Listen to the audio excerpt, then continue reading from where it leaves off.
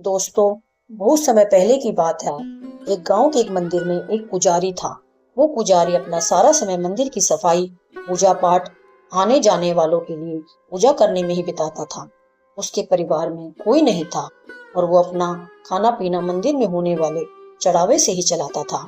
वो पुजारी व्यवहार का बहुत अच्छा था। उसके मन में पैसों के प्रति ज्यादा लालच नहीं था। मंदिर में जब भी ज्यादा चढ़ावा होता तो वो उनसे दूसरे लोगों की मदद करता था। पुजारी मन ही मन ये भी सोचता था कि मंदिर के चढ़ावे से थोड़ा बहुत बचत भी होती तो भविष्य के लिए अच्छा हो जाता।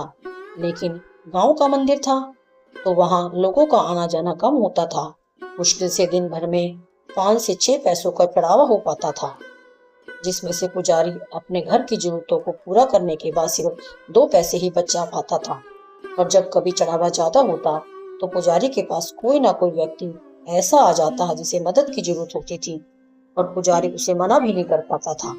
वो समय बीत गया, लेकिन पुजारी पूरे दिन 2 पैसों से ज्यादा बचत कर ही नहीं पाता था। वो हमेशा भगवान से यही प्रार्थना करता कि भगवान, कुछ तो ऐसा करो कि मैं 2 पैसों से ज्यादा की बचत कर पाऊं। भगवान से प्रार्थना करके पुजारी रोज की तरह अपने काम में लग जाता। कुछ समय बाद पुजारी की शादी हो गई। घर में अब 2 लोग हो गए और खर्चा चलाने के लिए भी ज्यादा पैसों की जरूरत पड़ने लगी। पुजारी की शादी के बाद मंदिर में लोगों का आना जाना बढ़ने लगा, जिसकी वजह से चढ़ावा भी ज्यादा होता। और अब पुजारी अपने घर के खर्चे पूरे करने के बाद 10 पैसे रोज बचाने लगा। धीरे धीरे पुजारी के पास ज्यादा पैसे हो गए। कुछ पैसों से उसने अपने घर की मरम्मत करी और कुछ पैसों को भविष्य के लिए बचा लिया। कुछ समय बाद पुजारी की संतान हुई और अब वो 2 से 3 हो गए। पुजारी की संतान होने के बाद अब पुजारी ने देखा कि वो अपने दिन भर की जरूरतें पूरी करने के बाद 15 पैसे बचा लेता है। धीरे धीरे बच्चा बड़ा हुआ और स्कूल जाने लगा। अपनी बचत के पैसों से पुजारी अपने बच्चे की पढ़ाई का खर्चा चलाता था। जैसे जैसे बच्चे की उम्र बढ़ बढ़ते गई और पढ़ाई का खर्चा बढ़ने लगे, वैसे वैसे ही मंदिर में चढ़ावा ज्यादा होता चला गया। ज्यादा लोग आने जाने लगे और पुजारी के जीवन में पैसों की कोई कमी नहीं हुई।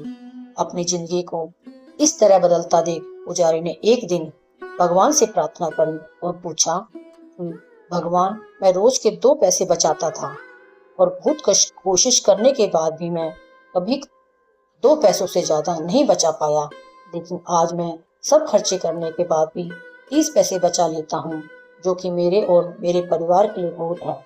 इस सब की वजह क्या है भगवान? क्या ये आपकी कृपा है या फिर मेरा भाग्य है? ऐसा कहकर पुजारी अपने रोज के कामों में लग गया। रात हुई और जिस समय पुजारी गहरी नींद में था, उस समय भगवान उसके सपनों में आए और बोले, भक्त, ना तुम्हारा भाग्य बदला है और ना ही मैंने कोई कृपा करी है। तुमने जिस दिन शादी करी और तुम्हारे घर जो स्त्री आई, उसके आने से तुम 10 पैसे बचाने लगे, जिसमें से 8 पैसे तुम्हारी पत्नी के भाग्य के थे, जिसकी वजह से तुम दोनों के पेट भर खाने पीने और बाकी जरूरतों की पूर्ति होने लगी। फिर तुम्हारी संतान भी उसके होने के बाद तुम 15 पैसे बचाने लगे, इसमें से 5 पैसे तुम्हारी संतान के बाकी के थे और आज तुम 30 पैसे बचा रहे हो। उसमें से 15 पैसे तुम्हारे बच्चे की पढ़ाई और उसके बेहतर भविष्य के भाग्य के हैं।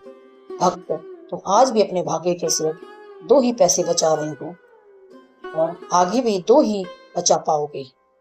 दोस्तों, इस कहानी से आप कई बातें समझ गए होंगे और साथ ही आप ये भी समझे होंगे कि किस तरह हमारे भाग्य का लिखा हमें मिलता है और साथ ही किस तरह दूसरों के भाग्य का लिखा भी हमारे द्वारा होते हुए दूसरों को मिलता है।